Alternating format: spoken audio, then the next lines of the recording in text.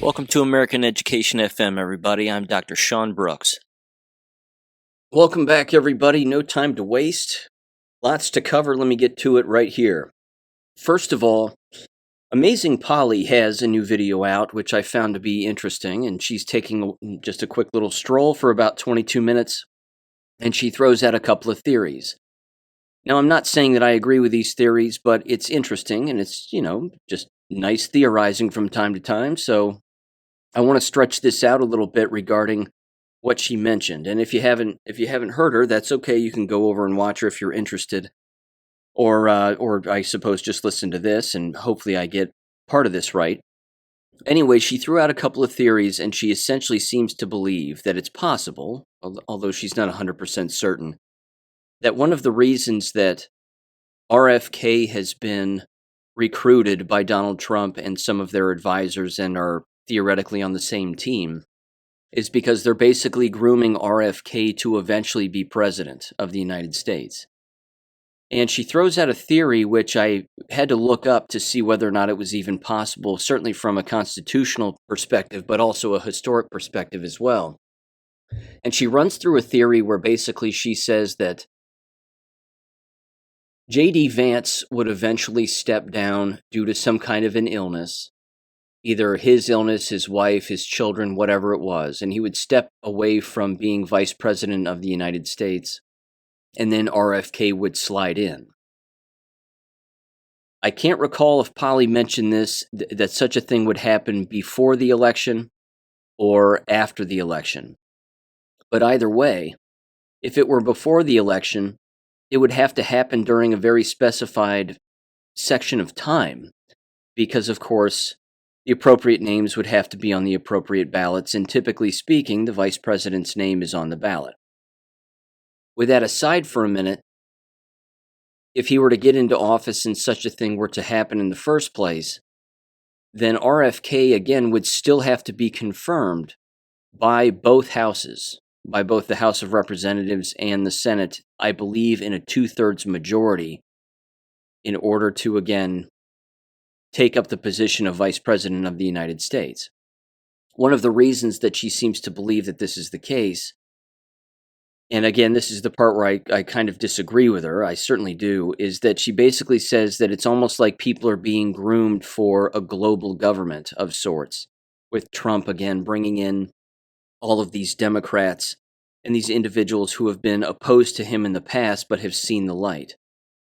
Now, I think she makes mention of this, and again, she would be correct in this regard that everybody changes, and people change their points of view, and this is not a new thing. This is something that can happen overnight.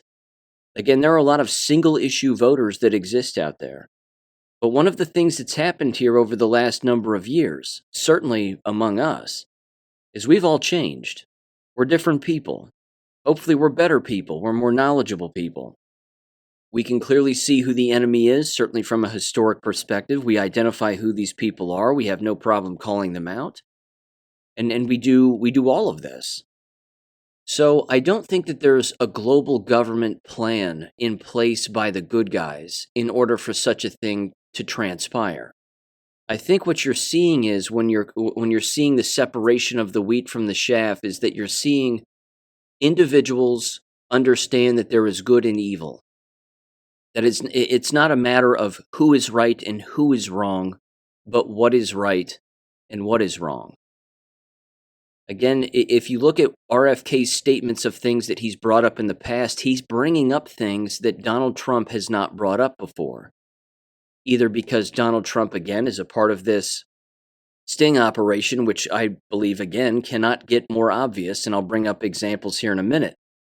But that right there, again, should show people that there are certain things that Trump can't bring up, but he can bring in other people who have their own megaphones and their own bullhorns, and they can say a number of different things. For example, RFK was on X the other day, and someone was basically posting about chemtrails, and he responded back and said, "We have to get rid of this crime. We have to do away with this crime," or something along those lines. These poisons and this crime. He knows chemtrails are real. He's well aware. I don't recall, again, Donald Trump bringing up chemtrails necessarily, certainly not directly. But again, this is a real thing. We're being poisoned. So I don't necessarily think that Vance would dip out, RFK would come in. Again, based on Q posts, I have no doubt that there is a larger plan and plans in place long after Trump is in office, as even some posts directly indicated. Again, Q was asked in one of the Q&As once about whether or not they have plans for after Donald Trump, and they said yes, there are plans for after Donald Trump. So again, her theory also was that Donald Trump would dip out as president of the United States about a year or 2 years into a 4-year term, and then RFK would slide in.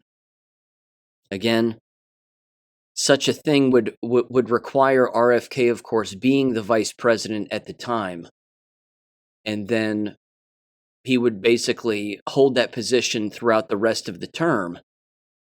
And then if he wanted again to essentially recruit another individual to be vice president, then I guess he could do that. But let me go over the historic aspect of this first, just kind of briefly here. I came across a post here that kind of describes it this way, and here's what it says. It says, the 25th Amendment covers this situation. Before it was ratified, if the president died, the VP office just stayed vacant until the next election. The amendment changes this to allow vacancies in the office of VP to be filled by the president with a twist. Both houses of Congress, not just the Senate, have to confirm the new VP before they can assume office. This provision was used after Nixon's VP, Spiro Agnew, resigned over a corruption scandal. Nixon picked Gerald Ford as his new VP, and Congress confirmed him. When Nixon resigned, Ford became the only president who never won a national election. So again, for such a thing to take place in Polly's scenario, RFK would have to be the VP. In order for him to be the VP, Congress and the Senate would have to approve someone like RFK, who apparently has already been named to his transition team, allegedly. So again, there's a lot of moving parts with this. I'm basically springboarding off of her theory and thinking further down the line here as to what this may mean, but I don't see it as a bad thing.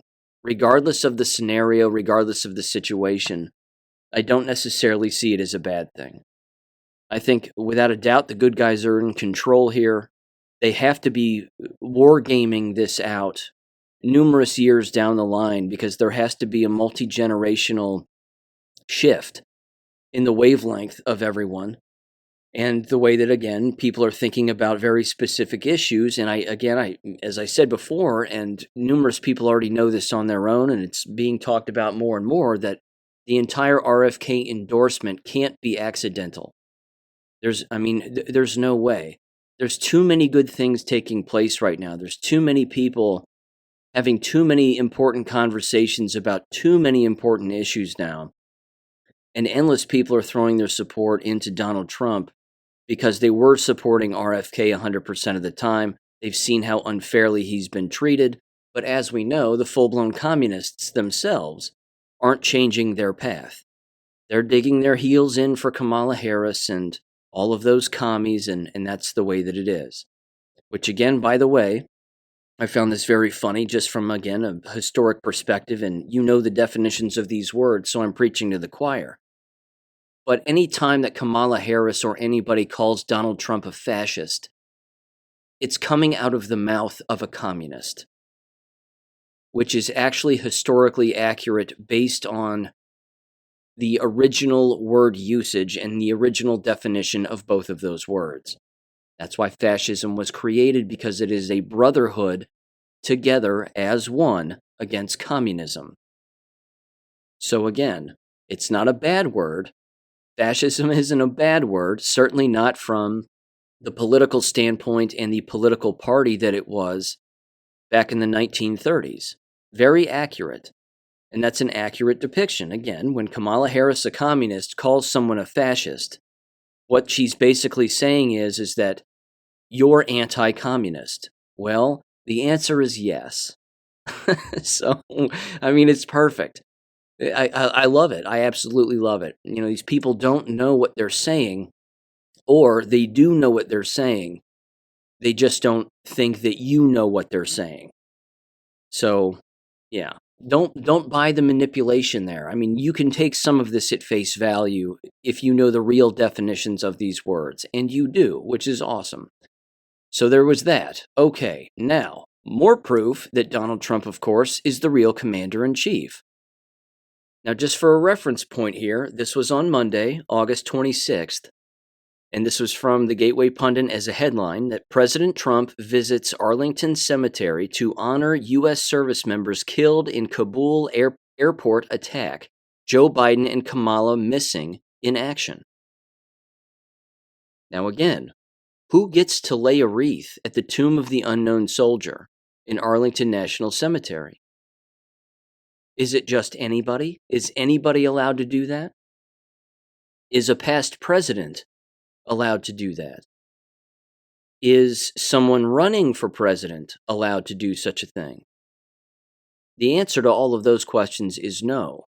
The only person who's allowed to do it is the President of the United States. So this question has been asked online, and it says the following: who gets to lay a wreath at the tomb of the unknown soldier? It says the President of the United States. It says, quote, the most solemn ceremonies occur when the President of the United States or the President's designee lays a wreath at the tomb of the unknown soldier to mark the national observance of Memorial Day, Veterans Day, or some other special occasion. Again, it's crystal clear here. This is unprecedented. This is not something that your average individual would be able to do, and again, certainly not a presidential candidate, even if they were a past president. Again, I haven't seen any footage of any past presidents doing this, unless, of course, there were a situation maybe where past presidents were all with the current president of the United States, and they're all touching the wreath and walking over and setting it on the stand and whatever else. I just don't... I don't think that this has ever happened, which is why this should be proof that he's the commander-in-chief, that the military is in charge, that it's not Joe Biden, and it's not Kamala Harris. So there's no doubt there is a continuity of government. This is face value proof. Someone should be looking at this with their eyes wide open and saying, wait a minute, we've never seen this before. Something else is going on here. And again, that's what's happening. This is a sting operation. Something else is going on here. The question is a player like Joe Biden and Kamala Harris, have they already been gotten to by authorities? And are they being told to play a particular role, or else, they'll be removed swiftly? That part I don't know. Or are they just being allowed to be the criminals that they are and operate criminally the way that they always have, and certainly the way they have in the past? That's quite possible too. Just keep letting the enemy do what they do and they'll drown themselves and hang themselves. That's possible. But again, this resting of the wreath at the tomb of the unknown soldier by Donald Trump and apparently one of the parents of one of the individuals who died over there, this isn't a normal occurrence. The ceremony may be, but not the individual, again, putting the wreath down. That's a big deal. So yeah, he's the commander-in-chief. There's no doubt about it. Now let me mention this too, and again, this was a brief hearing here regarding what took place during the so-called assassination attempt. And again, I call it so-called because there's too many moving parts. There's too much going on with it. But it basically included one of the Secret Service agents and I believe one of the snipers who was there with the last name Schaefer. Eric Prince was there, having been the former individual in charge of Blackwater, which back in the day, again, was sort of a CIA contracted security group, so to speak, although they could have been doing other things, but that would be a very long story, so I'm going to skip that for now. But then Dan Bongino was also there as a former Secret Service agent himself, and of course with a large audience regarding his show. And there were, I want to say, 5 congressmen on stage. Certainly Matt Gaetz was there. Eli Crane was there. Let's see, Congressman Biggs, I believe, was there, and a couple other guys that I recognize. But either way, it was about 5 of them. And they were going over essentially money being wasted, communication that took place regarding the entire event, and how this is a larger systemic problem within the actual Secret Service themselves and multiple agencies, that it's not a one-day mistake or a one-day miscommunication. This would have been an intentional thing that would have taken place by not having enough people there, not checking enough areas in that particular park where the rally was being held, and a number of other things. So,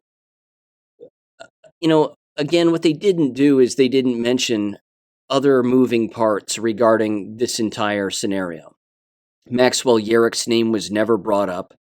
The white van, I don't believe, was brought up. Again, I didn't watch every minute of it, but I don't think that either one of those were brought up. A number of other names that have been moving around, and of course Maxwell Yerrick's disappearance and apparent non-existence right now, not to mention the pictures of his blown off head and blood-covered face on the roof of that building clearly do not match the individual that they are claiming to be this Matthew Crooks individual. Even Roger Stone is asking these questions. Again, a lot of other people have been involved in this investigation and done a very great job looking into it even more deeply than, say, myself or even Jesse James and Outcast when we were all basically all on his show, a couple of days after this happened. But either way, there's too many moving parts. I do think this. I think from an optics standpoint, what this will set up is another congressional hearing that will take place when everybody's back from vacation. Hopefully in a bigger room with both Democrats and Republicans, so to speak, still there. Not that it's going to matter one way or another, because I don't think that the real issues are going to be brought up. Again, like different narratives of what actually went on that day and a number of other things. I do know that the FBI was questioned regarding their entire whereabouts and getting rid of evidence and the removal of Crooks's body, allegedly, along with hosing off the entire area and the roof of the building, and a number of other stuff. Again, it's a giant cover-up because that's what these agencies do. So, basically, in summary, I think there might be a bigger hearing in the future. It's remarkably disappointing that even in such a hearing like this, the truth still isn't coming out about what's really going on, given the amount of evidence that does exist. And again, if anybody's believing even a watered-down version of what happened, that's still not the truth. The truth is way more specific as to what anybody is being told or has been told. But again, thank God for independent journalists and what they're doing regarding what actually happened that day and the different moving parts and a number of other things. Because again, these agencies are complicit in all of this involvement, no doubt about it. And we don't really need the Secret Service anyway, do we? I mean, do we really? We can expand the U.S. Marshals if we want to, assuming that they're clean, which we know many of them are not. I've made comments in the past about even the Texas Rangers taking over such responsibilities, although they're dirty too, because look what they did regarding the fake Uvalde shooting. I mean, they ran point on a lot of that, as did state police. So it's not like you can trust these organizations independently or collectively, but something has to change here. Something's got to give. We can't keep relying, as even I think Eric Prince alluded to, we can't keep relying on these government organizations that are funded and run by the Department of Homeland Security. Because if that organization, as it's run by Mayorkas right now, I mean, if he's the one that holds the keys to everything, there's absolutely no reason why we should trust him, and we have no reason to trust him. But we shouldn't be trusting the agencies underneath him that he basically helps facilitate and helps employ. Not to mention the lifers who exist within these organizations. It's beyond political, it's beyond corrupt, and something's got to give. They have to be eliminated. This is not some reform thing that can take place. You can just do away with it and you can just train local law enforcement or even retired law enforcement or retired military to take up such a job in such situations. Again, there aren't that many Secret Service agents to begin with, but I bet there's a lot of veterans who would love to do the job and do it well. And I'm certain they already have the background, certainly, and why not just give them a little extra training, and then they can take over instead. But I don't think it has to be a giant organization that's an intergovernment agency. That clearly hasn't worked, and we can't go back. Same thing, of course, with the FBI and the CIA and the rest of these agencies. As I've said in the past, and as you know, they can't exist in the future. They have to go. They've been responsible for our problems. And then, of course, the people who support them are responsible, and the list is endless, but they have to be eliminated. There's no doubt about it. Okay. With that aside, there was also this now regarding Pavel Durov and Telegram. I wanted to read Andrew Torba's post on this over on X regarding Pavel Durov's arrest. And here's what he said. Again, Andrew Torba being the CEO of Gab. And he said the following here on X. He said, quote, his arrest follows just weeks after 1 million hacked files from the Israeli government were circulating on Telegram. Now, he's referencing another article about this. So the quote is from the article, but it says, the group behind the released documents, DoD Secrets, was banned on Telegram shortly after their release. These documents reveal that the Israeli government sought legal advice on how to avoid registering under the U.S. Foreign Agents Registration Act, or FARA, F-A-R-A, which requires the disclosure of foreign-backed lobbying campaigns. The documents show that Israeli officials proposed creating a new American nonprofit to continue their activities in the U.S. while avoiding scrutiny under the law. Durov is notorious for his defense of user privacy and is known to deny government requests for access to user data. One has to wonder if these two events are connected. They most certainly are. I don't think there's any denying that. I don't think anybody would deny that. And it's been proven that numerous governments all around the world have gone after particular social media outlets, in particular, of course, the ones who are the most ethically sound, assuming that Pavel Durov is. But either way, this too is certainly an angle of World War III. This is one of the things that is happening in this ongoing war. We are in World War III. And in such a war, regardless of, I suppose, the scenario, you have to go after the information. You have to go after the people who are hosting factual information. This too is why they've gone after Gab. And as you've heard me say before, this also is why you'll never hear the name Gab as a social media platform come out of the mouths of anybody in Congress. They're not saying Gab when it comes to social media outlets. It's always Facebook, Instagram, TikTok, Twitter, X, blah, blah, blah, or YouTube. They'll never bring up Gab, and they don't do it because of the truth that exists over there. Go back to, again, the so-called assassination attempt on Trump and all of that. That entire scenario was being broken down on Gab at length, far before other platforms. Fortunately, the information was making its way over to X, and a lot of people were sharing that information over there, which has to have Congress completely panicked. That's why they can't talk about particular things, because, again, it's too overwhelming for them, but they're not getting down to brass tacks. Again, Israel is the enemy here. They're the enemy. They're trying to consistently infiltrate our government. They already have. They've already taken over the land, the banks, and everything else. And they're continuing again to go after these particular sources of quote-unquote intelligence, because that's what you do in a war. And that's what an enemy would do to any of their enemies in a war. So it's a constant thing.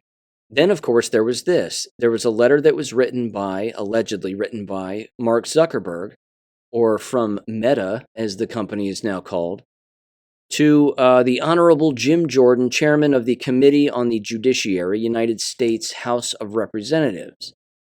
And I want to read this letter, even though a lot of people have moved it around and basically said, yeah, this isn't a surprise. Democrats were trying to get to Mark Zuckerberg to hide information and telling him to not put information on his platform and censor information and a number of other things.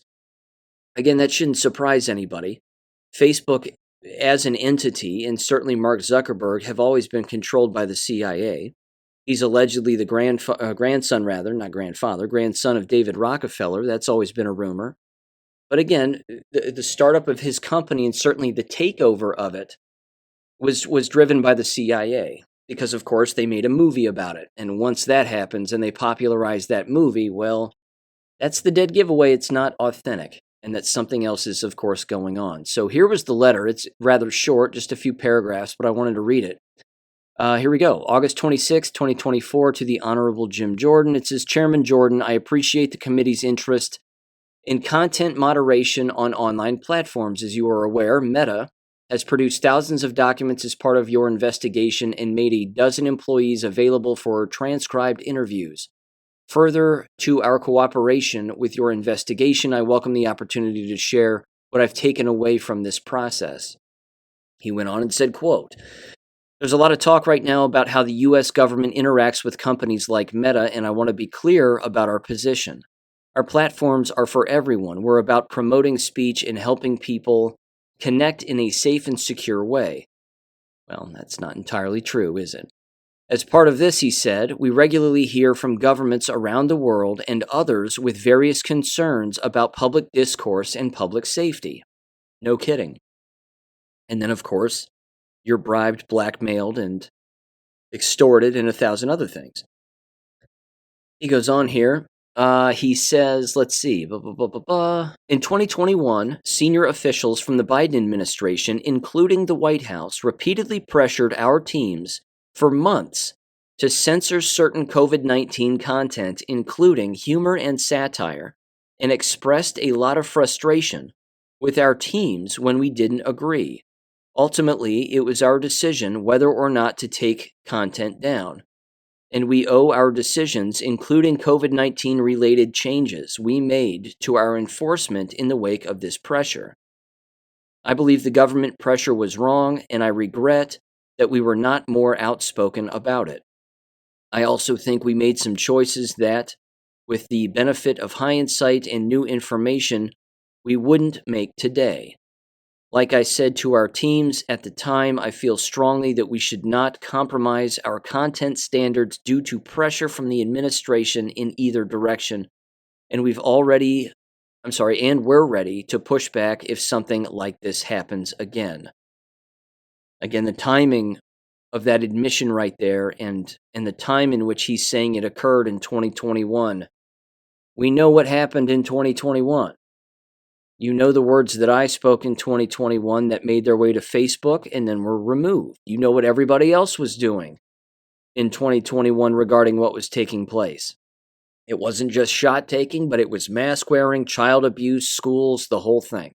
School board meetings, you name it. It was all of that. And of course, ivermectin and hydroxychloroquine and supplement sharing and healthy diet and this, that, and the other, detox baths, and you name it. All of this information was purposely being deleted. And this is the open admission that that was the case. And that, of course, they were being pressured, not just by Biden. There's no way it was just the left in this country and the commies over here. It was certainly foreign countries as well. It went on here, it said, quote, in a separate situation, the FBI warned us about a potential Russian disinformation operation about the Biden family and Burisma in the lead up to the 2000 election. That fall, when we saw a New York Post story reporting on corruption allegations involving then Democrat presidential nominee Joe Biden's family, we sent that story to fact checkers, which just means somebody they agree with, for review and temporarily demoted it while waiting for a reply. It's since been made clear that the reporting was not Russian disinformation, and in retrospect, we shouldn't have demoted the story. We've changed our policies and processes to make sure this doesn't happen again. For instance, we no longer temporarily demote things in the United States while waiting for fact checkers. These people sound so gay when they say fact checker. honestly. And this is their excuse. So again, my question is are they allowed to make these excuses? Well, governments, forced us to take down factual information and, they pressured us and put a gun to our heads and gave us a giant bag of cash potentially. So, in the future, we're going to make sure that, we have other people who agree with us look over this information first. It's an admission of corruption, and this shouldn't surprise anyone. He wrapped up here, last paragraph, it says, quote, apart from content moderation, I want to address the contributions I made during the last presidential cycle to support electoral infrastructure. I bet you do, Zuckerbucks. It says the idea here was to make sure local election jurisdictions across the country had the resources they needed to help people vote safely during a global pandemic. There was no pandemic, and it was a ruse, and we didn't have problems voting. It says, I made these contributions through the Chan Zuckerberg Initiative. Ah, yes, his communist wife, allegedly. They were designed to be nonpartisan, spread across urban, rural, and suburban communities. Still, despite the analysis I've seen showing otherwise, I know that some people believe this work benefited one party over the other. My goal is to be neutral and not play a role one way or another, or to even appear to be playing a role, so I don't plan on making a similar contribution this cycle. Respectfully, Mark Zuckerberg, unquote. Somebody got to him. I think somebody got to him. So now he's openly admitting in writing that there's no more Zuckerbucks as it's been stated in the past. That will be interesting. Again, where this money really went, what was it really for, who's to even know? What we do know is that he's completely controlled and certainly has been. He's certainly been either blackmailed, extorted, all of the above by not just members in our government, but foreign governments. You can almost guarantee that. And at the exact same time, Meta, quote unquote, is degenerate. It's a degenerate platform. The whole metaverse thing immediately blew up in their faces because pedophiles were immediately rushing to this metaverse, this virtual world online, and sexually harassing endless people. And then, of course, getting caught and potentially going to jail for such things. But it's taken this long for him to write a letter basically laying out everything that we already knew. We already knew that this kind of thing took place, but it's becoming more and more blatant now, which I find to be absolutely fascinating. So I would expect more of this. I would expect more people to come out, and it's certainly, in this war, we've seen a shift on the battlefield, have we not? We've seen a complete shift. It's not that the enemy still isn't going after free speech platforms, which many don't exist, of course. X is not a free speech platform. YouTube is not a free speech platform. Still to this day, fortunately, BitChute certainly is. Gab certainly is. Rumble is becoming more so. So even if somebody tells you that certain videos will be taken down if you're talking about the government on Rumble, those people are lying to you, and they're probably, again, trying to get you to pay for some subscription service that they're offering, when in fact they can just put videos on BitChute and Rumble and they're not going to get censored. But either way, there's been a shift. There has been more free moving information on all of these platforms, which is why you're seeing the reaction from the enemy that you're seeing. You're seeing foreign governments and our governments attempt to go after these platforms. They're giving you a taste of not only what used to exist with these platforms, but when it came to censorship, of course, but where they want to go in the future. They just flat out want to keep information away from people that is factually accurate. And it's not like the last 4 years either have been unique in this regard, although the last 4 years were monumental when it came to life-saving information from our fellow citizens and fellow human beings around the world. And all of the information that fortunately flooded that entire space, and all of those spaces over the last 4 years, was very important. But people were thirsting for knowledge.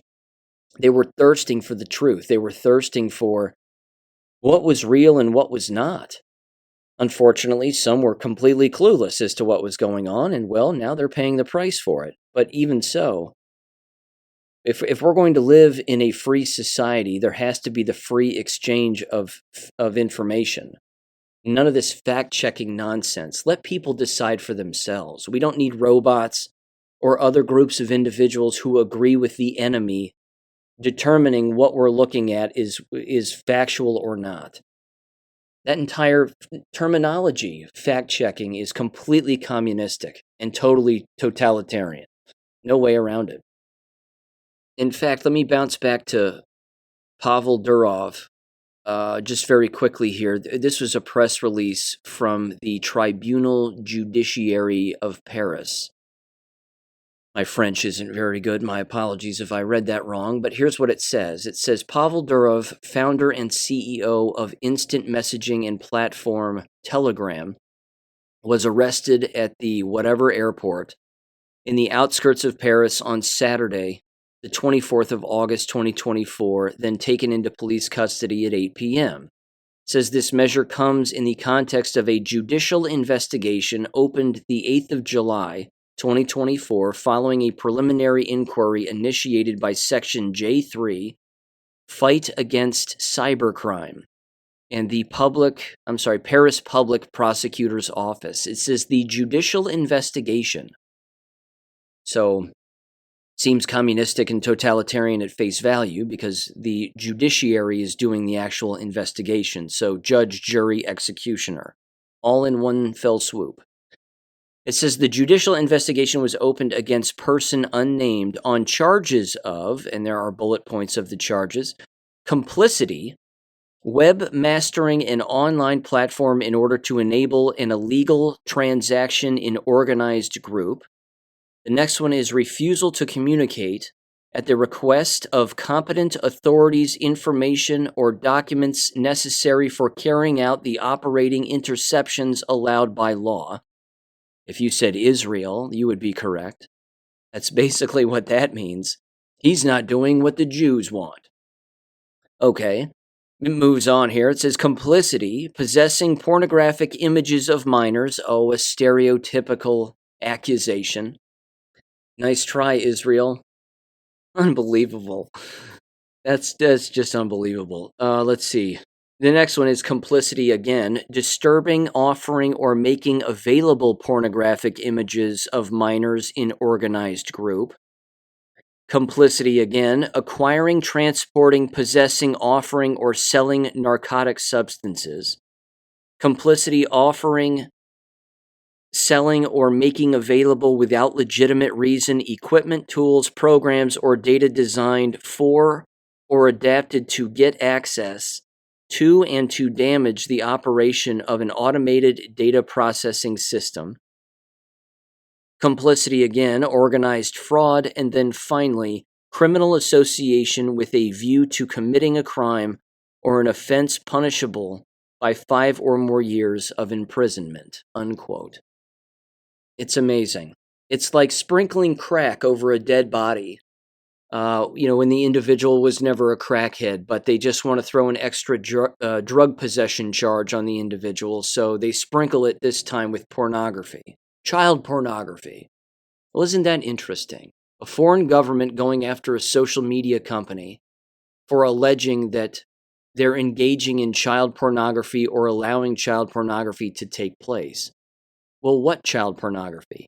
Is it pictures of Hunter Biden with children? Is that it?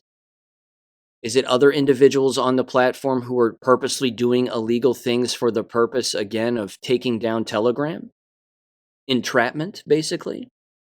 It's all possible. All of it's possible. But again, Telegram is a massive outlet. If Telegram goes down for the people who use it with regularity, they're going to have to fall back on other social media platforms, no doubt about it. And again, this is what's interesting about Gab as a social media platform. What's interesting about it is that it's the place where everybody seems to go when the shit hits the fan on these other platforms.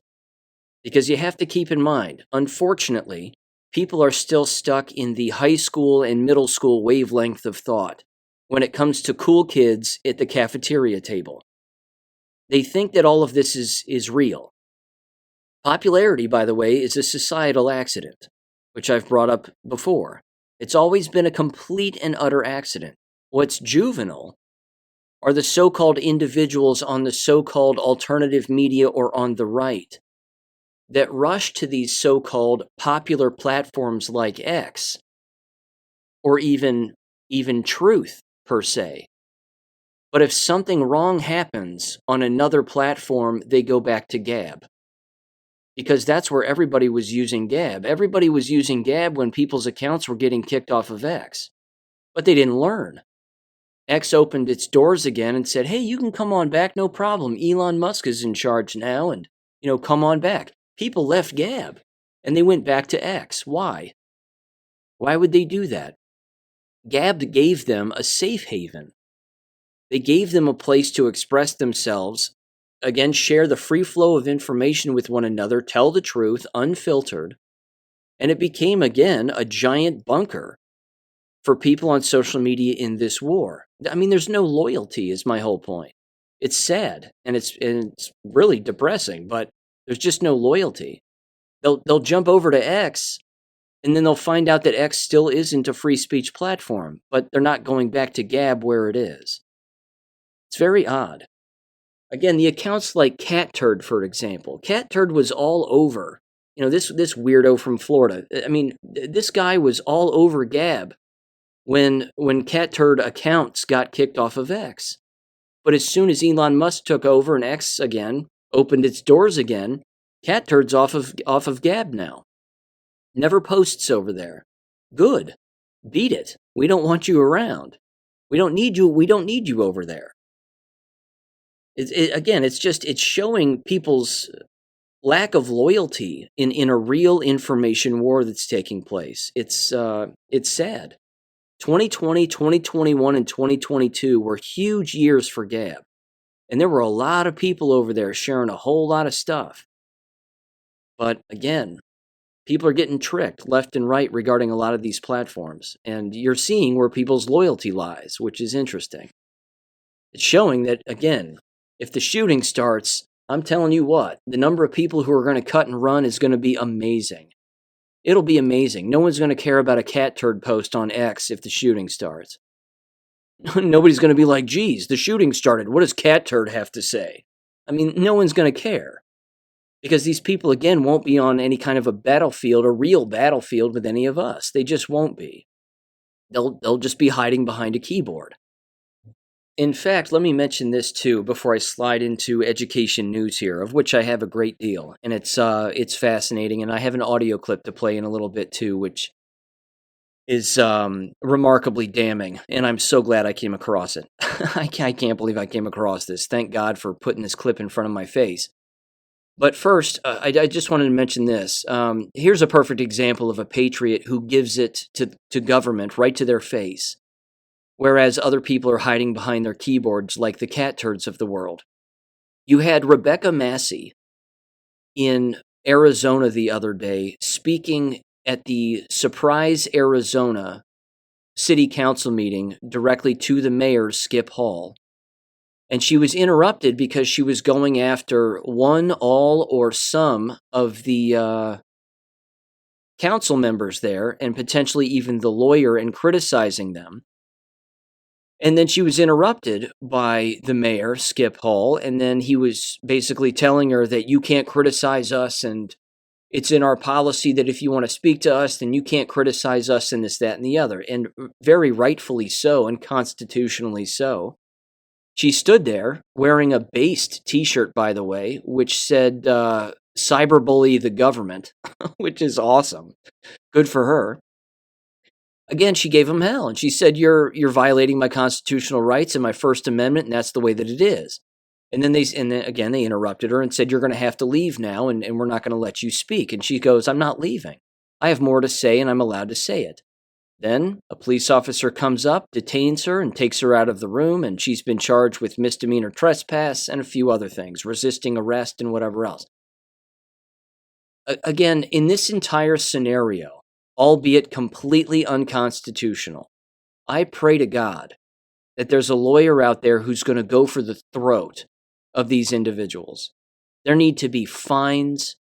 There need to be numerous things that happen here.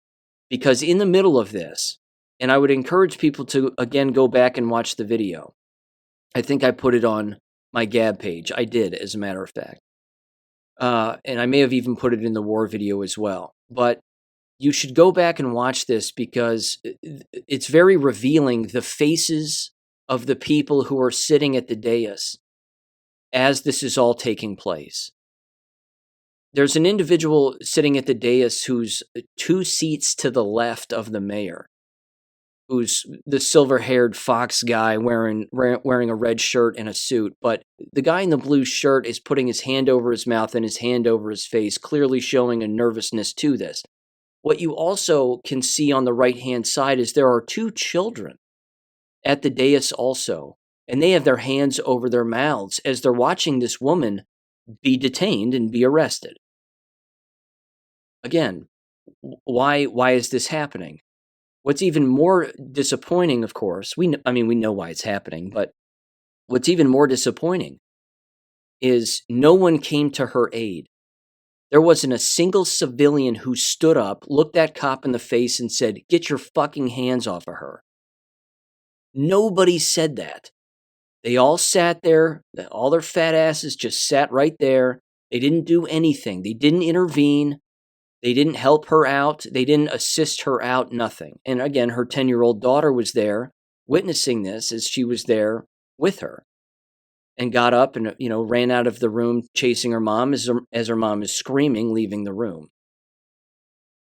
Again, we're being reminded of the old days here. We're being reminded of not just what communism looks like, but we're being reminded of what was going on in 2020 and 2021.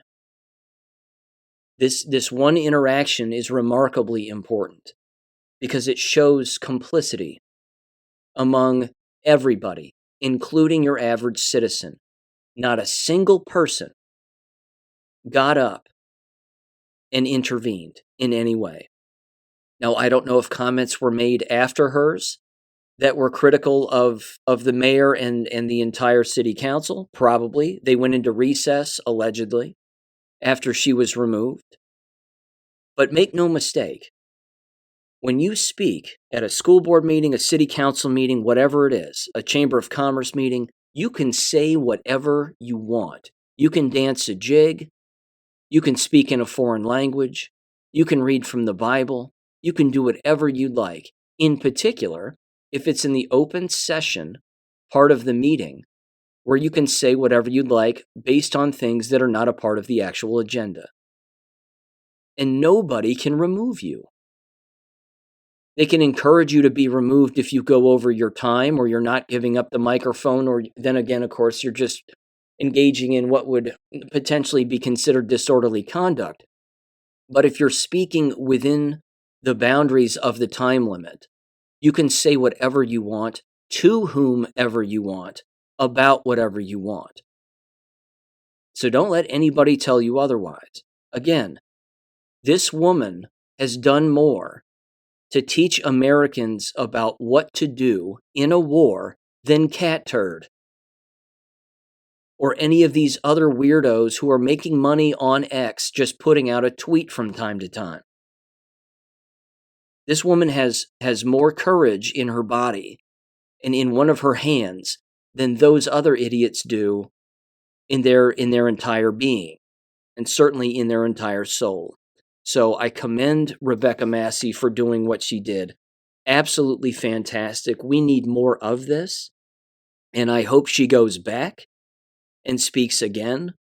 And I hope that the other, fluoride-filled citizens of the town where she lives start to speak up and speak out against that mayor and the entire council.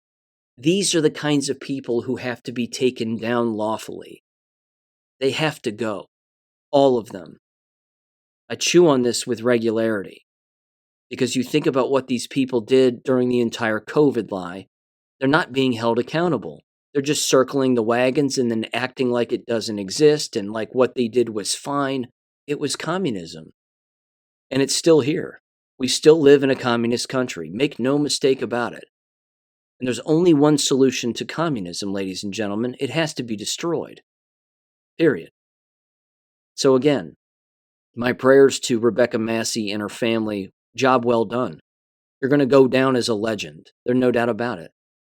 And isn't that a sad state of affairs when you have to go down as a legend for exercising your right to free speech and your constitutional rights given to us by God? In fact, more specifically, let me make a quick little edit here.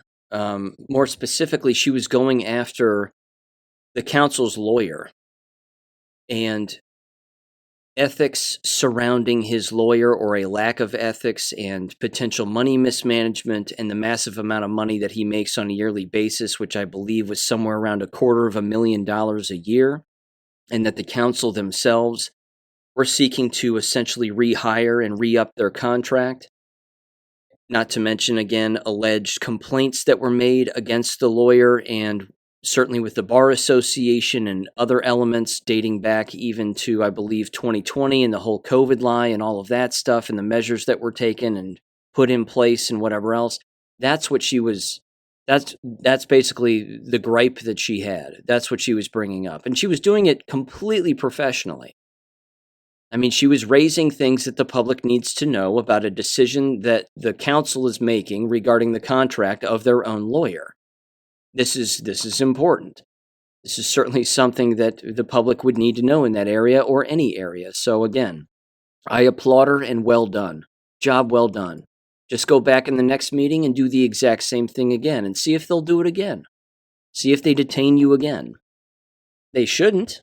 In fact, you should go with legal representation and go back to the actual meeting with a lawyer standing next to you who is there to, again, put the entire council on blast and remind them that they don't get to interrupt individuals from speaking and that they get to bring up specific individuals, what those individuals have allegedly engaged in, and everybody's allowed to do that. Again, people don't seem to understand that this is a ever-revolving door that just spins, and the only people who get caught in it and the only people who are losing in this revolving door are the very individuals attempting to squash free speech. Now, of course, why would they be doing that? Very simple. They have something to hide. You've heard me say it in past episodes. Same thing. The individuals who engage in this kind of behavior have something to hide. They shut her down. Quote unquote, shut it down. The old shut it down meme strikes again. Why? Well, it's pretty obvious. She was going after these people. So again, I commend her and well done. And my recommendation is you go back again with legal representation the next time and tear them open. Do the same thing again. Okay, moving on here. Let's see. Let me mention this just quickly. This is a good thing. This is a win. This was from Zero Hedge the other day. We're on to education stuff here, and I got a piece of audio that I want you to listen to in just a second. But this was titled, Teacher Fired After Alleged January 6th Involvement, Wins Wrongful Termination Lawsuit. This is the revolving door I'm talking about. This is the part where school districts need to understand that if an individual participates in a expression of free speech and a expression of free expression, that's not a crime. And while numerous school districts across the United States were headhunting and going after educators for participating in January 6th and even just being there and trying to get them fired, well, allow this to be your precedent because you're going to lose in a court of law. It's that simple. It says, quote, a Pennsylvania teacher who has been fired for allegedly attending the U.S. Capitol, quote-unquote, insurrection, there was no insurrection, on January 6th of 2021 has won a wrongful termination lawsuit after a 2-week trial.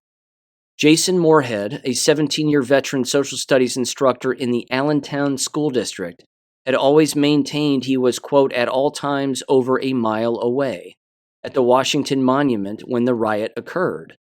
But on January 7th, the district issued a news release stating a district employee, quote, was involved in the Electoral College protest. In it, Superintendent Thomas Parker did note the district, quote, has an obligation to respect the First Amendment rights of our staff.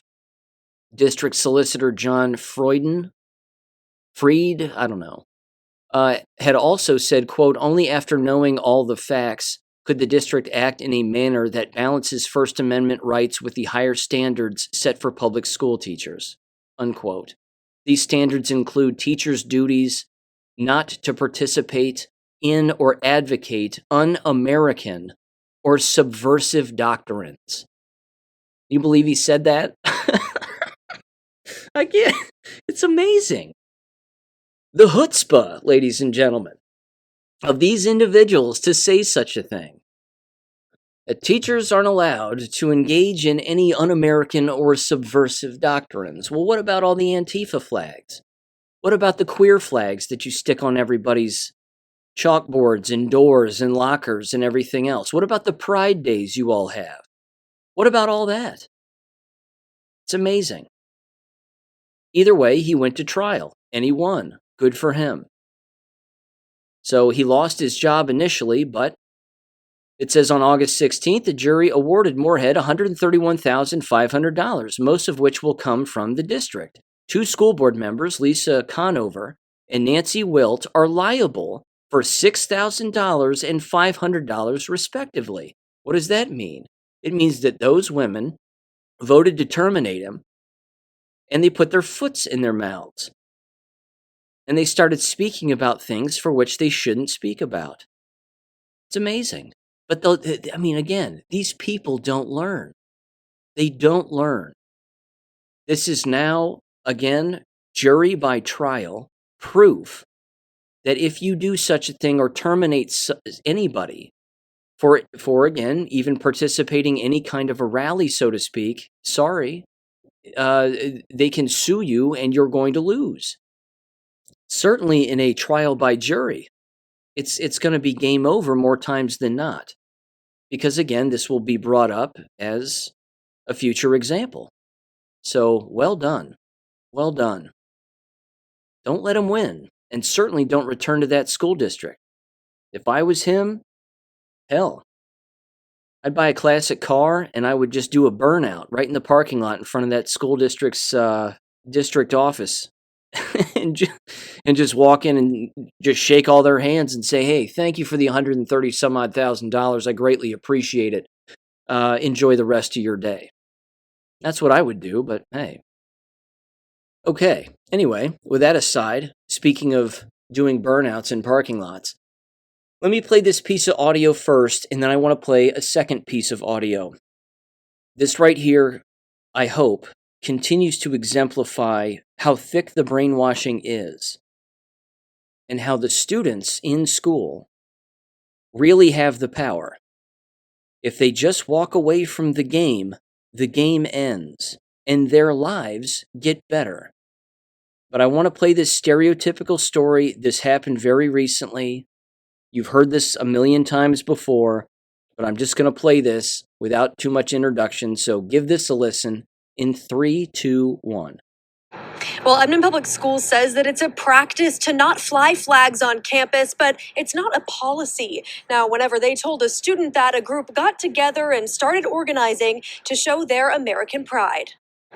I've been flying it for quite a while. Caleb Horst is a senior at Edmond North High School. He says Wednesday afternoon he was told he can't have this, an American flag flying from his truck. I've never really had a problem with it before, and it's our First Amendment, so it's kind of hard for them to just infringe upon our rights, Now his friends say they're backing him in their right of expression, lining their trucks in the parking lot with the American flag flying high. And I got a brother in the military, so it kind of hit home to me, because I was like, yeah, he's fighting for that flag, so we should be allowed to fly it.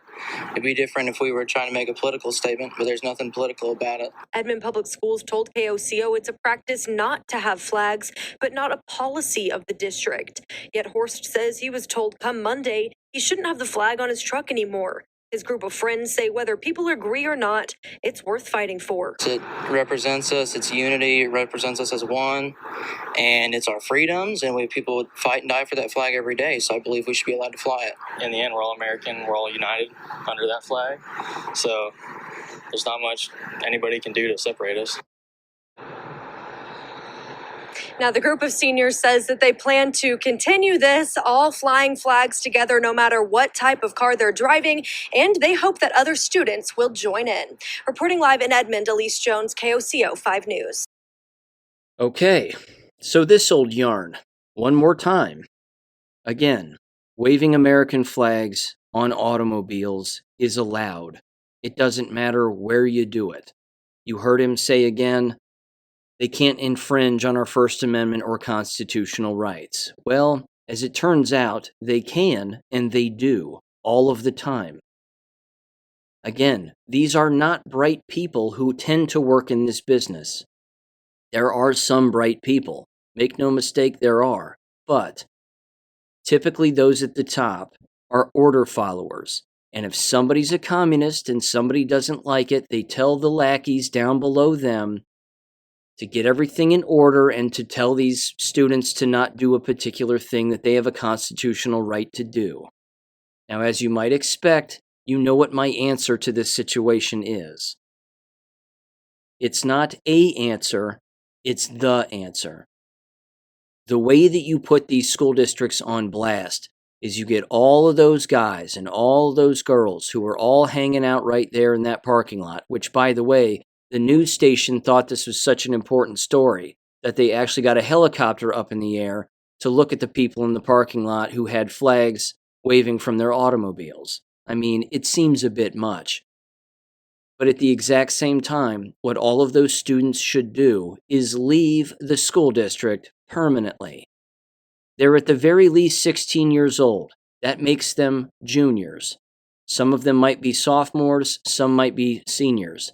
Just leave. That's all you have to do. Get together, teach one another using a homeschooling curriculum, endless exist, and say, we're not coming back here anymore. The problem is that this brainwashing is still so thick that these individuals believe that there's no other option for them, that they have to either stay there, fight back, get their way, be pushed around, get kicked to the ground, have their constitutional rights stepped on, but that they still have to go back to those environments. You don't. You don't have to go back. Bankrupt them. Bankrupt them and watch them completely panic. If every single student, again, took the effort to put flags on their automobiles in a show of defiance, as if to say, go pound sand, you tell us we can't do something, we're going to double down and we're going to do it anyway. First of all, again, good for them. That's what the students should be doing. However, metaphorically, you've got to twist the knife. And you have to leave the district permanently by bankrupting them. That's something right there. That is a trend that we haven't seen before based on a story like this.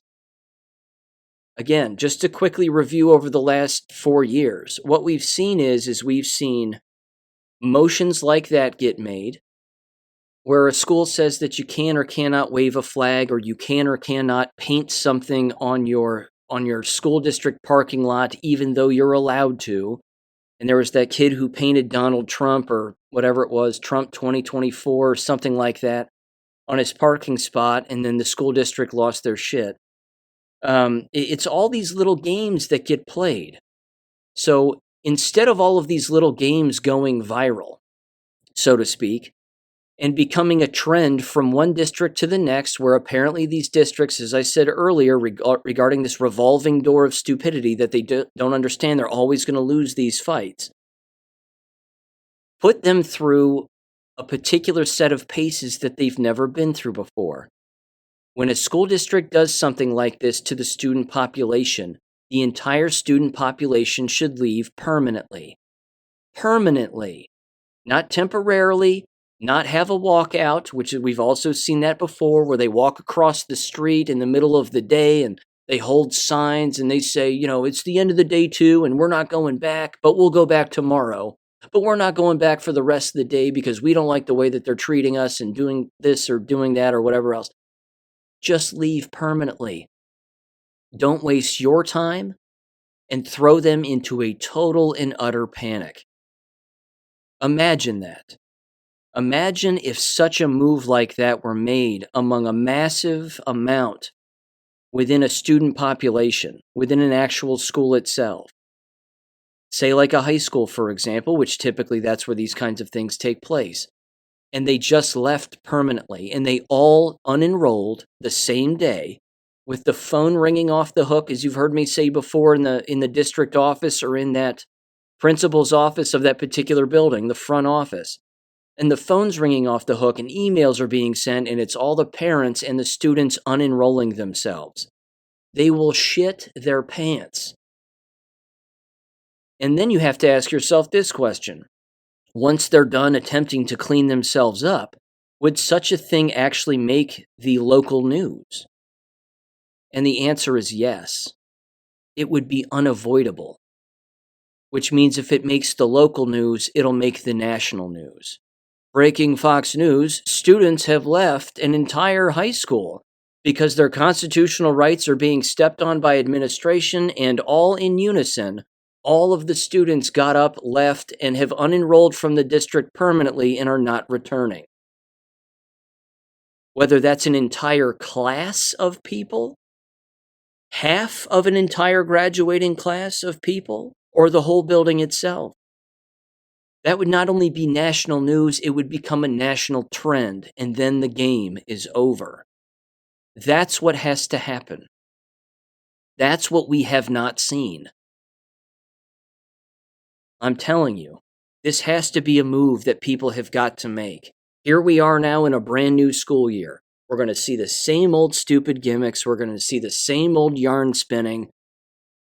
It's going to get exhausting, but what have we not seen yet? Yes, there's always the slow upward increase in individuals leaving and homeschooling on their own, but I'm talking about, which is fantastic, but I'm talking about a mass movement. That's what we haven't seen. That would bring down the system because you wouldn't go back. And as you heard me say, teachers and district officials would quite literally send out text messages and voicemail messages and write letters and send them to all the parents in their mailboxes and emails back and say, please, please, please come back. Please come back. Our livelihood is dependent on this and the well-being of our community and property taxes, and we need your help, and schools are vital to the pulse of a community, and we need all of this to exist, so please have your children return, and we won't make the same mistakes as we did in the past, and whatever else.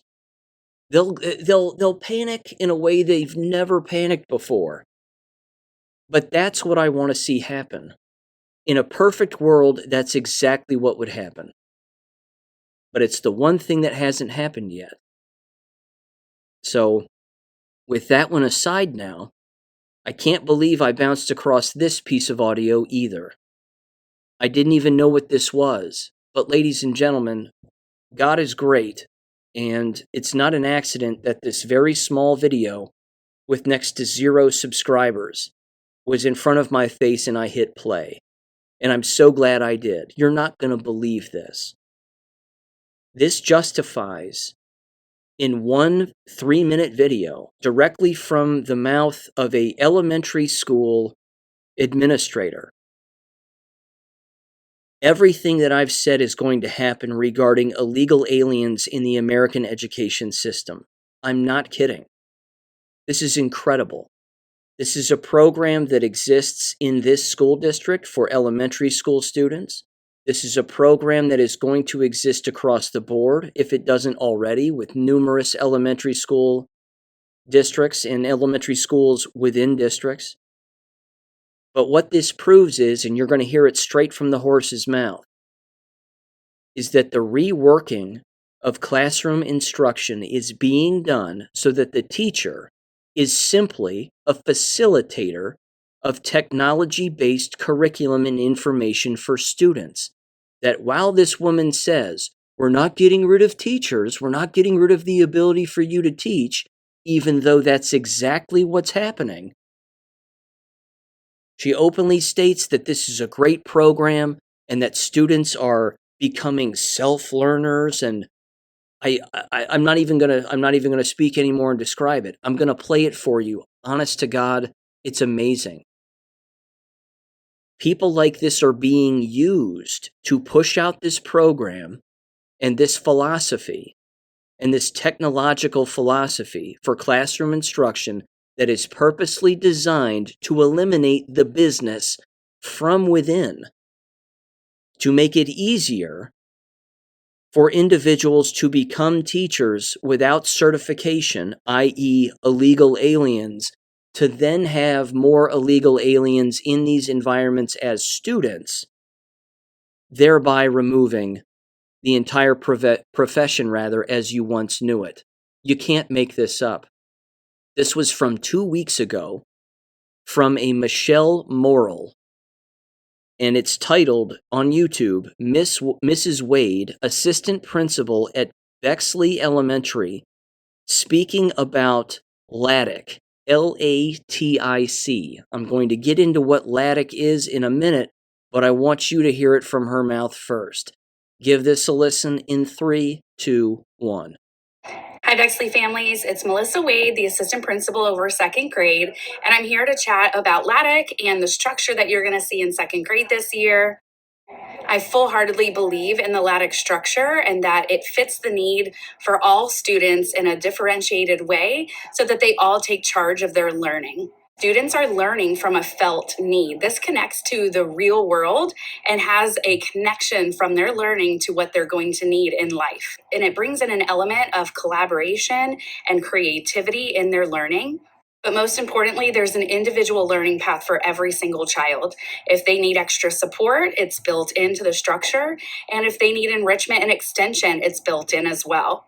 There is no substitute for the teacher, but what we do is we replicate the teacher in many different ways. When I was in the classroom, I believed in this structure from the second that I saw it. I wanted more. I was craving more because I knew it's exactly what every student needed in education to thrive.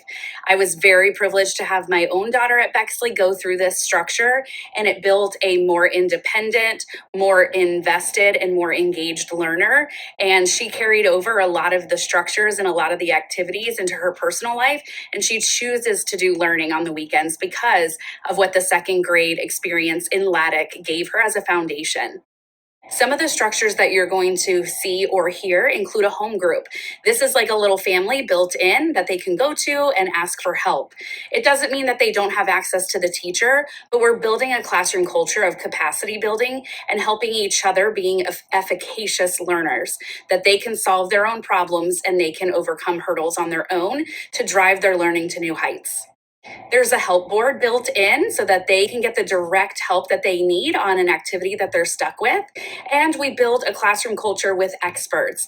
So every student will have an opportunity to prove that they're an expert in different areas. And this helps build confidence and that collaboration with their peers. One of the big shifts is that the teacher is not the sage on the stage. What we say is that they're a guide on the side. And this is done through facilitation and monitoring. So as students get to pick and choose and have high voice and choice in their learning, the teacher is facilitating around with very specific monitoring look-fors in the classroom so that every child gets very targeted feedback to drive forward their learning to new heights. There are typical whole group lessons like you would have seen in a very traditional classroom, but more of the structure includes small group mini lessons. And this is where students are identified as to who needs the learning. So if they don't need that specific lesson, we have proof that they already know it, and therefore they can go and work on some higher order thinking questions and extend their learning versus sitting through a whole group lesson where they already know the content. Similarly, students are invited to a small group mini lesson if they need an extra support or to fill the gaps from their learning to be able to move forward in their learning as well. LATIC has my full confidence as an educator, and I have a dream that every student has a LATIC structure in their classroom because it truly encompasses everything that we wish and hope for in the education system. I know. I fully know. I couldn't believe it either. Then again, I can believe it. These people have no idea what they're actually advocating for. They're advocating for their own unemployment. It's amazing. They're advocating for the collapse of American education from the inside. It's no different than a Walmart or a Kroger or a supermarket employee advocating for self-checkout lines. It's the same thing. And it's right here. It's the exact same thing. Now, first of all, it's so embarrassing. You heard her entire tone and her whole just way about her. She is a complete and utter tool. There's no way around it. She is a wide-eyed, I'm getting paid, I like my paycheck, feminism, everything is great, I'm a full supporter of LATIC, I was from the start. She's a team player, quote unquote. This is not a good person. This is not a person who knows the difference between right and wrong, analyzes what's really going on, asks real critical thinking questions like who, what, where, when, why, and how. That's not what this person does. This person is a lackey. She doesn't have a choice. She has to go along with this LATIC program. And if she doesn't, well, she's out of a job. It really is that simple. This is not complicated. If she doesn't do what she's told, she's out of a job. And she again used the phrase, I firmly believe. Now here's what LATIC stands for. Learner Active Technology Infused Classroom. This is trademarked. This is a business. This is a philosophical business that is being pushed on endless people. And she again used the scripted terminology. So on their website, I'll get into more about her comments in a second, more specifically in the larger picture of all of this, but on their website, which is idecorp.com, it has what's listed here as the 5 paradigm shifts. They're telling you that they're changing the business. They're telling you that they're controlling instruction. And of course, what you heard her say is, don't worry, this isn't getting in the way of what the teachers are ever going to do. This is simply making things better for them. And you even heard her refer to, again, classical instruction for a whole group instruction, kind of the way it used to be. But now this is being done as instruction tailored for individuals. So, in a roundabout way, of which she's completely unaware, she's actually advocating for homeschooling. She's actually advocating for individualized, learner-driven, individual home learning in a public elementary school. She's openly stating, in not so many words, why even have a teacher? What's the point? We don't need one. So the 5 paradigm shifts are this. There's a fairy master, which is what they call them, upwards toward a bridge builder. And then there's a lesson first with an arrow pointing up to what says felt need first. So what does the individual feel like they need to learn? And then the next one says information deliverer. And then an upward arrow that says facilitator of learning. The next one is grading the transaction. And then the upward arrow pointing to what says grading the transfer. And then the last one is classroom-based with an upward arrow that says learning anywhere, anytime. Hello? This is called home learning.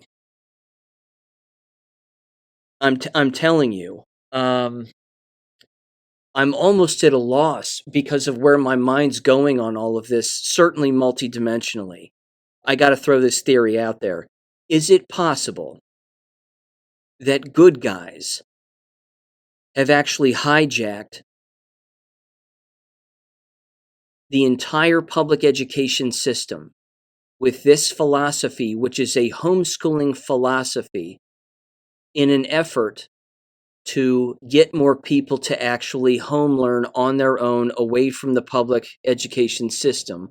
Or is this individuals inside of that corrupt public education system fully admitting, without saying it, that home learning is the most effective way for people to learn? So we're going to take that philosophy from the home environment and we're going to infuse it into elementary school classroom settings, which, by the way, there's no way this will just be elementary school. This will be middle school and high school also.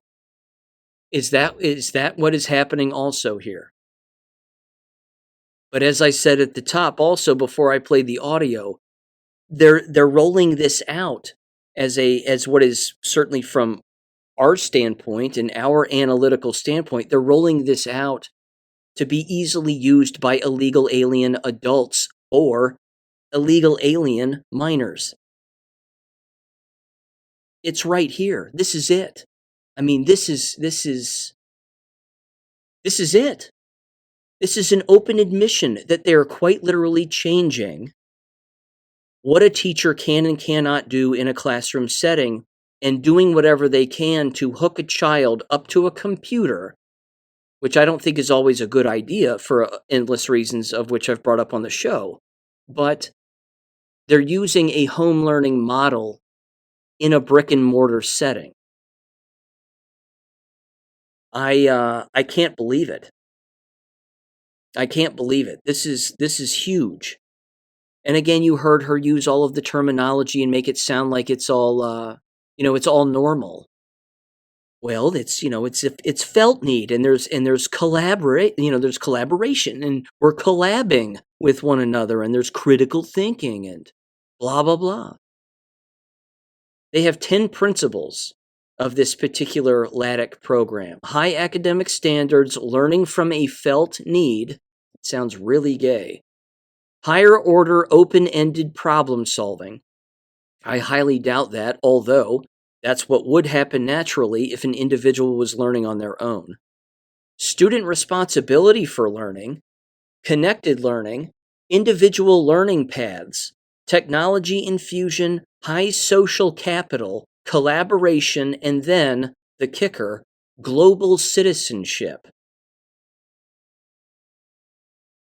This is nefarious at best, and it's a complete subversion of the entire public education system, making, again, as she openly stated, the job of a teacher to be a facilitator, not an actual instructor. And then she says, of course, but that's not really what's happening. You're still going to have to be a teacher. No. This is designed to get rid of the cashier and the checkout and the bagger at a grocery store. That's exactly what this is. This is designed to get rid of an individual who wants to be an individual teacher, thinking for their students and helping their students think on their own by infusing it with a technological aspect in a predetermined curriculum for everybody across the board, so that the job of the teacher is essentially, again, just a facilitator. What a nightmare. But again, some of it is kind of like home learning, where the parent is the facilitator. And the children are interested in learning, as she said, all of the time, even on a Saturday. Yeah, because that's what adults do. Because the public school system is teaching them that you only need to learn in between the bells, or in between the actual school day, quote unquote. But that's not how adults operate, is it? We learn all of the time. We read all of the time. We're constantly learning about the world that we live in, and corruption, and politics, and a number of other subjects all of the time. It's amazing. This is it, though, ladies and gentlemen. This is it. This is proof that they're rolling this out not just for the invitation of what will be the larger plan of illegal aliens dominating this entire business as long as they stay here. But this is being done to completely change the entire profession, so to speak. And you'd better believe there's not a single teacher who's going to have a choice, just like she doesn't have a choice, which is why that NPC of an administrator was plugged into the wall and immediately rang off all that terminology. And I've always been a supporter of this program, and here's what your kid is going to be introduced to. What the parents don't know is what the kid is being introduced to is essentially home learning, where the kid is learning on their own, which means what about the brick and mortar building now? It's what it's always been, daycare. It's an open admission of all of this, if somebody can just read between the lines. And fortunately, I can. It's amazing. I find this incredible. I'm going to keep an eye on this. LATIC. LATIC. I'm going to revisit this subject. Amazing. Now, unfortunately, with that aside, and actually with that said and in the same vein, here's one of the things that LATIC, unfortunately, could introduce to school-age children. If they are introduced to this, which, let's face it, they probably would.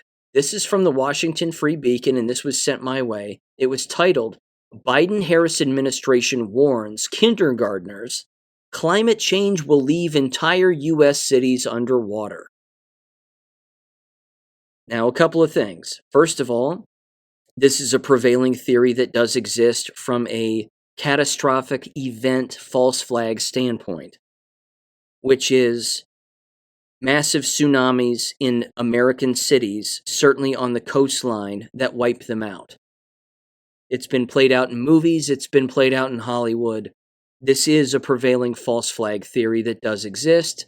Some have even shown videos on the internet where you fold the dollar bills a particular way, and it shows what appears to be cities flooding.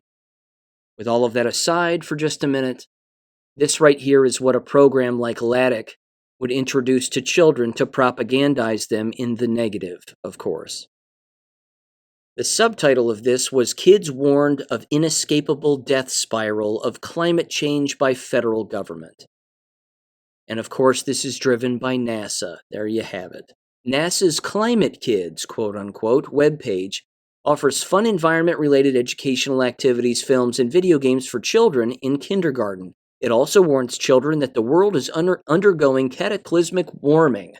Sea levels are rising, global ice coverage is diminishing, and their future may very well be doomed. And it goes on and on and on. It's too long to read here, but you get the evil propaganda. And this is the kind of thing, again, that would be pre-programmed into something like a LATIC curriculum, where the teacher doesn't have to answer any questions, because the AI systems that are already built and already in place are going to tell the child it's real.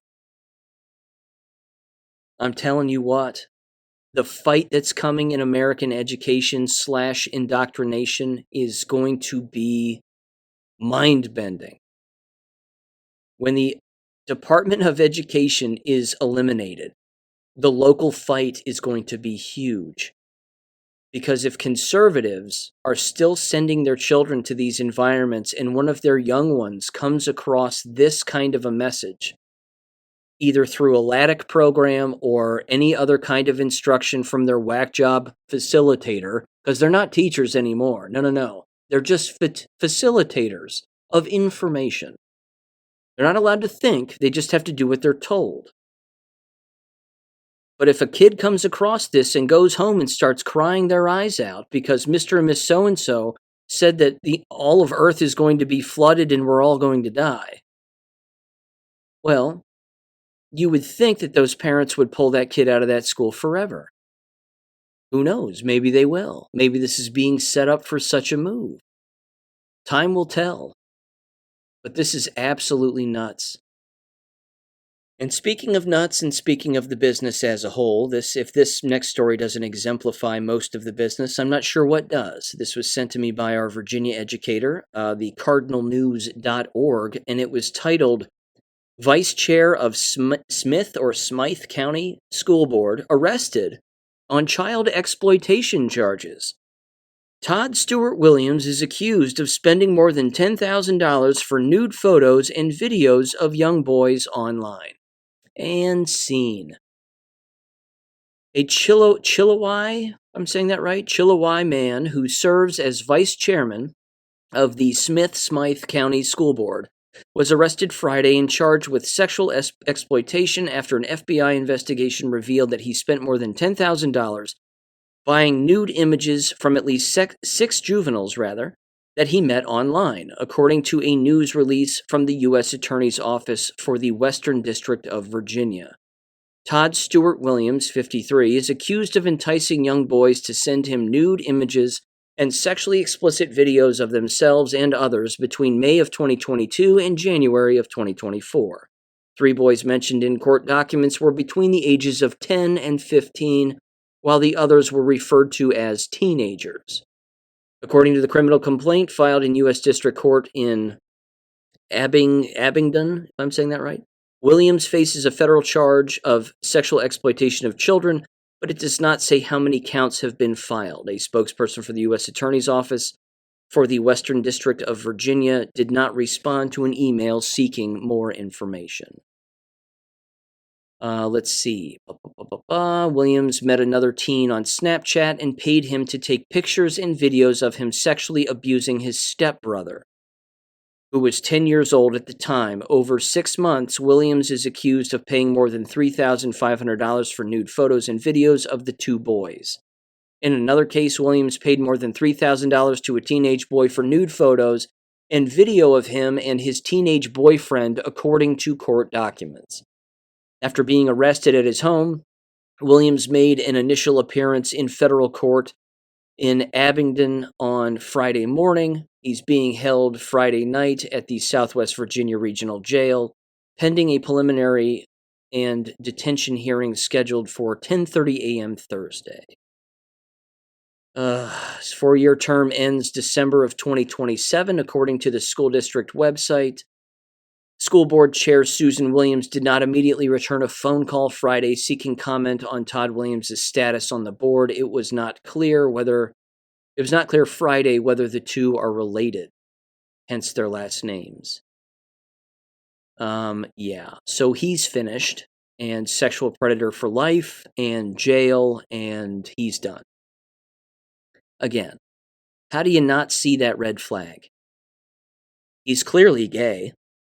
Is he flamboyant? Was he out and about with his gay political views? These are not people who belong around children, but as I've said before, predators go where the prey is. So this is par for the course. Welcome to the business. Here's another one, final education story very quickly from Great Britain, which, by the way, is completely lost. Europe has fallen. There is no doubt about it. This was from GBN, and it was titled, "Teachers Across Britain Will Be Taught to Challenge Whiteness in Schools." There you go. It says, according to a best practice document, educators will be instructed on how to disrupt, quote-unquote, the centrality of whiteness in schools. The aim of this is to ensure that future teachers are anti-racist and be prepared to implement this in the classroom. Documents claim that encouraging anti-racist teacher training will help to maintain a diverse teaching workforce and will help to close the gap between white and non-white students.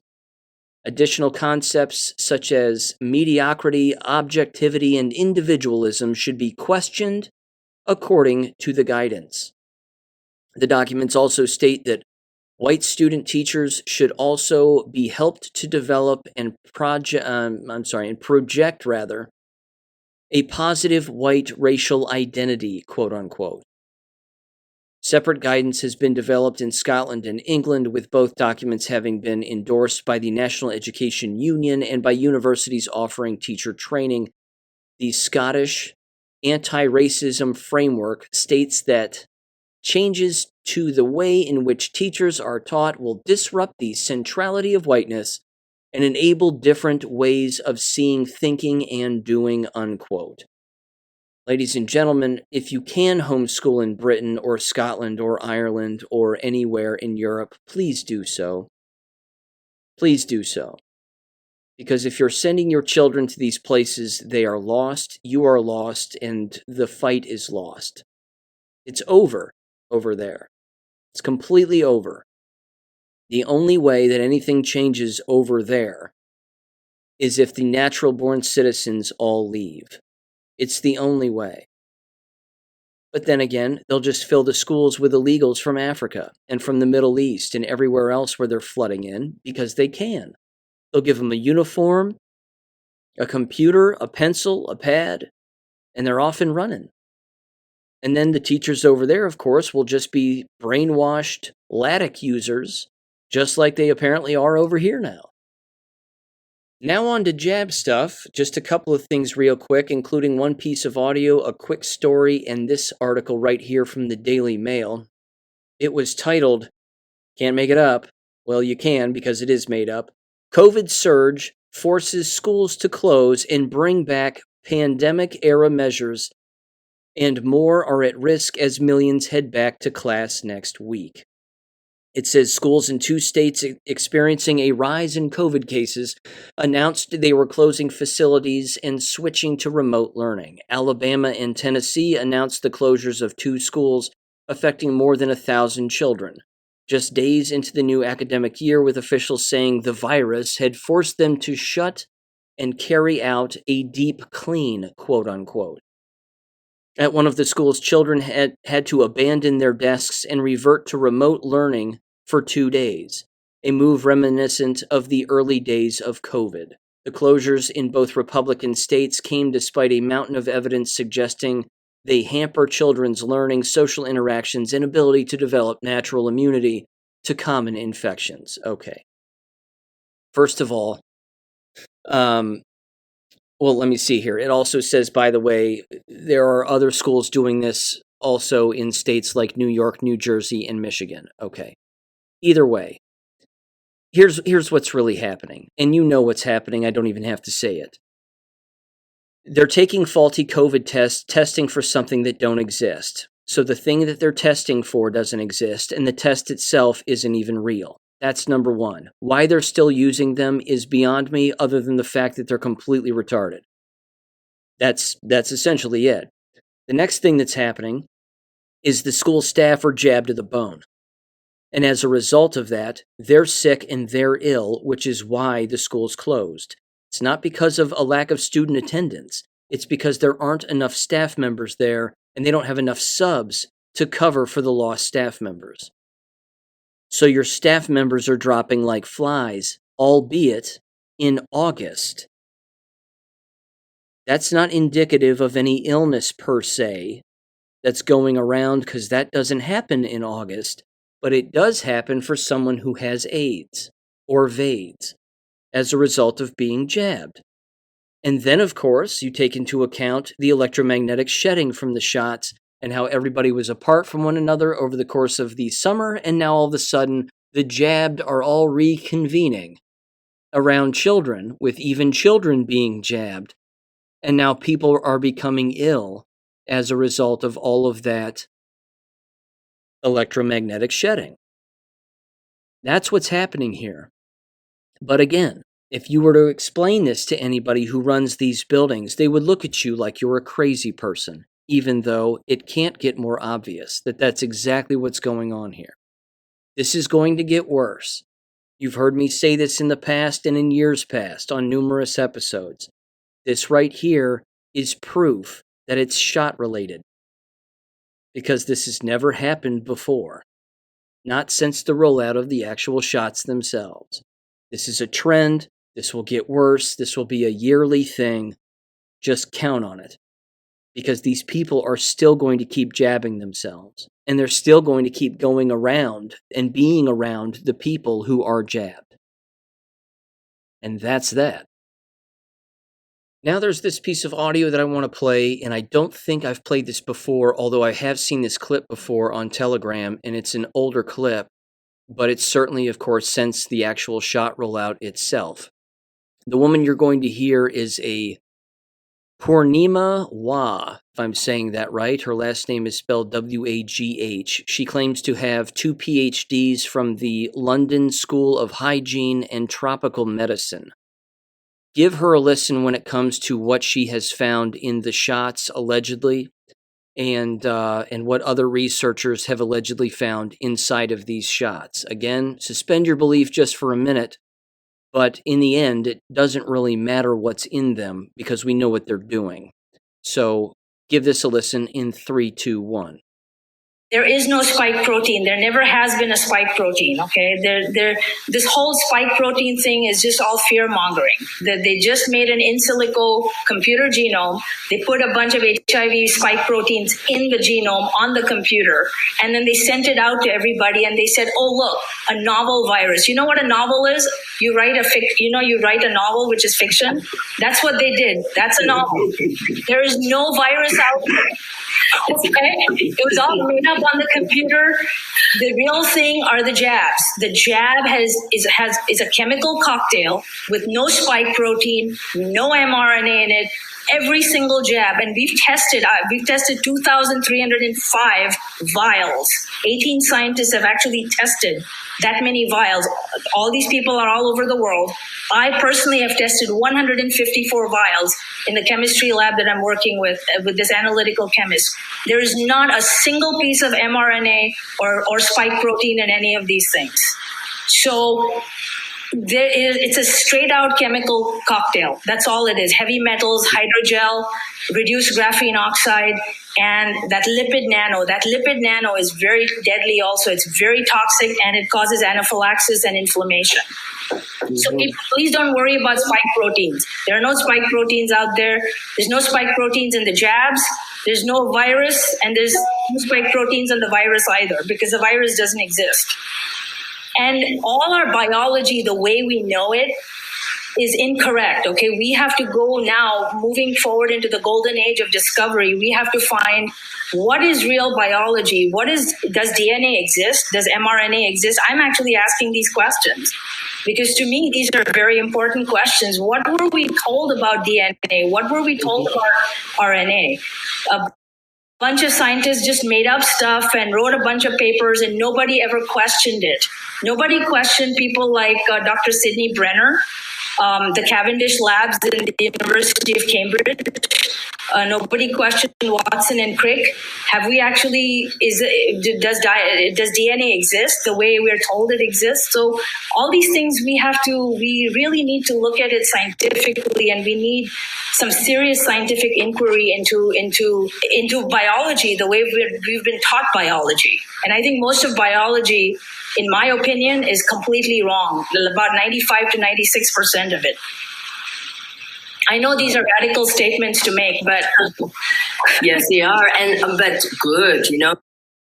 So first of all, I don't doubt any of that whatsoever. And again, in the grand scheme of things, I could really care less. It's poison, and she openly admitted that, and she knows that, and we know that. The business of spike proteins is actually an internal human body thing. It's a reaction that the human immune system has when it's been introduced to something that is not supposed to be inside the human body. So it releases cells throughout the human body that again attack a particular source of inflammation, and then that's it.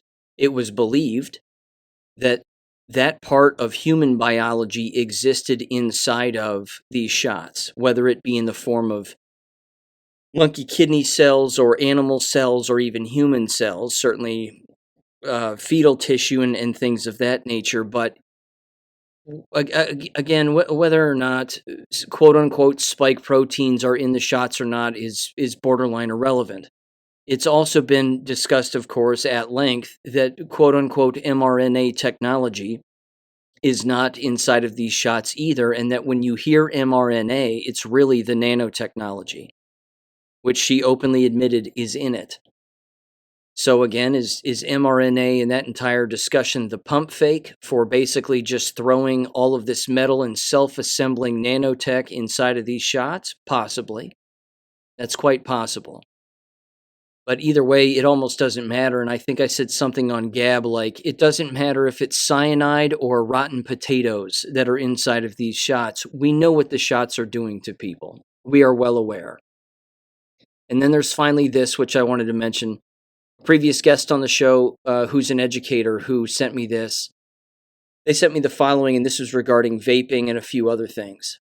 They said, I saw your video on Gab, which they were referring to the tobacco that was being allegedly introduced to the nanotech under a slide, and then you would watch the nanotech dissolve basically on the slide as a result of coming in contact with pure tobacco.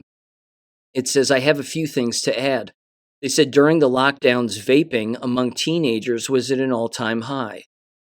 When the 2021 school year began, that's the time where most of the students, particularly high school age, had received the COVID shots before the first day of school. There was that program where they received $200 after receiving their second shot. It was a very difficult time to be a teacher. I could tell many were addicted to vaping because they were terrible to deal with, almost aggressive or always aggressive about leaving class to go to the restroom. Do you remember what else was happening then? There were TikTok and other social media challenges to trash the restrooms in schools. When that happens, the restrooms are locked down, which makes the students even more aggressive and demanding. I suspect the enemy was trying to stop the vaping. It didn't work. Students have told me they vape in class. I've caught a few. They'll inhale and even hold it in or blow it out of their sleeve or their shirts. This could explain why we see the athletes dropping and hardly anyone else. And then they said the enemy defeated by their own stupid policies. Yeah, there's no doubt about it that a lot of this is driven by social engineering and the actual engineers themselves manipulating youth and then, of course, adults in these environments, because those environments and school environments are where a lot of that can happen. To dive in more specifically on the vaping aspect of all of this, I have a lot of questions with the vaping and what that is designed to do in relation to the shots or even separately, or basically as a standalone addiction on its own, not to mention what are the ingredients in those shots. Is there nanotech in the vaping juice that's being used? I mean, who really knows? But there's no doubt that the entire environment was being used to manipulate endless people, including youth, and then, of course, those that are facilitating, quote unquote, those youth as well. And unfortunately, many of them bought it, and yeah, now they're paying for it. There's no doubt about that.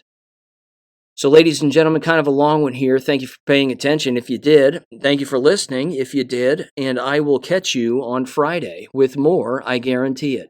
Peace. Thank you for listening to American Education FM. Make sure and check out AmericanEducationFM.com for more information. Take care and God bless.